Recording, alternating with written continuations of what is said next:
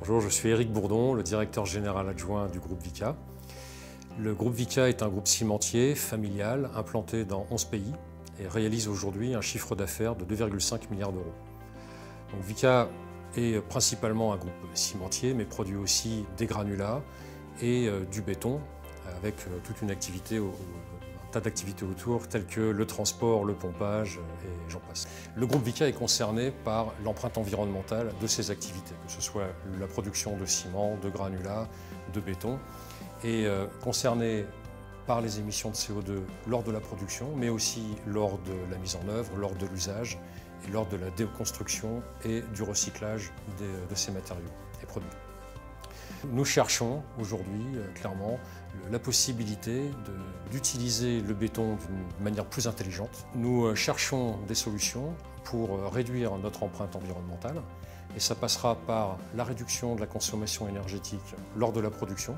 Nous disposons d'une quantité de données, de mesures et là nous cherchons une aide pour analyser toutes ces données et les utiliser correctement et de manière intelligente. Ensuite, le béton peut être instrumenté. Il y a moyen très certainement de rendre le béton actif et non plus seulement passif comme on le connaît bien trop souvent.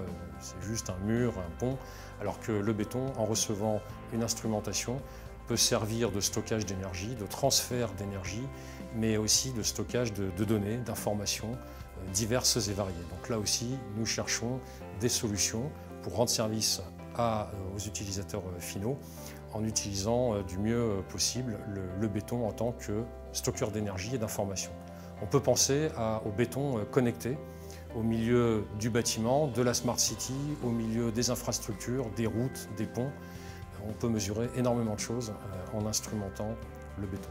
Un autre thème qui nous intéresse beaucoup, nous connaissons l'exemple de l'aéronautique qui a réussi à réduire significativement la masse de ses avions grâce à l'impression 3D. Nous avons, nous, Vicat, les ingrédients pour faire une encre qui soit compatible avec l'impression 3D. La seule chose qui nous manque, ce sont les bonnes idées pour réduire la masse de béton pour les objets, que ce soit des objets d'art ou des objets structurels, de manière à donc réduire la masse du béton et de par là réduire la quantité de ciment utilisé et donc les émissions de CO2. Voilà, donc j'espère que vous serez intéressés par ces différents axes de développement et nous comptons sur vous, vos idées et votre énergie.